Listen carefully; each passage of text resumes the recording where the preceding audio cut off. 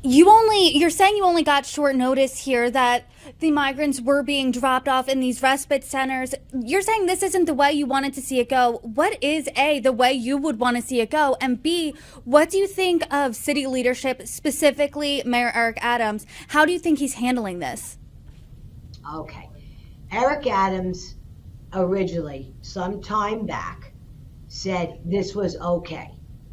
Now, how does he feel about it today? Very different. Did we expect to see the onslaught that we've gotten? Did we expect to see every vacant building used? We have 107,000, that we know of, 107,000 migrants right now in this city. I think he regrets saying that this is okay. However, I'm not Eric Adams. I can't speak for Eric Adams. How has he handled it? He's handled it the best way he could at this, all along. He's done the best he could. But now he needs to say, enough is enough. We don't want any more. We've had it.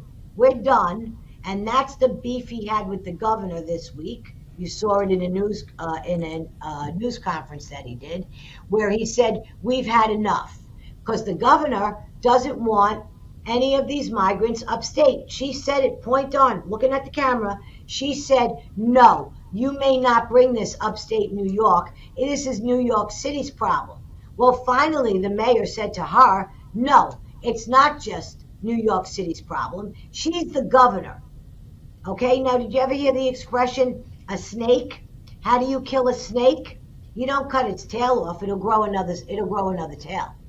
You want to cut its head off, you cut the snake's head. You want the snake to die, you cut the snake's head off. She's the head of the state of New York. She could stop this. She could say, no more, we've had enough. But she will not do that. So if you're not going to do that, Hochul, then Hochul needs to take these migrants, and Eric Adams needs to ship these migrants to the blue counties upstate. Let's start with her Buffalo Bills stadium. We're busy building 10 cities down here in Queens. We got 1,000-bed 10 city in Creedmoor, which is a stone's throw from where I'm sitting right now. 1,000 men, single men, roaming the streets of a very residential area.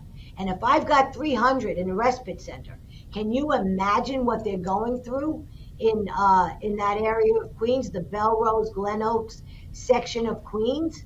It must be a horror show. Yet, any Democrat that's in office right now,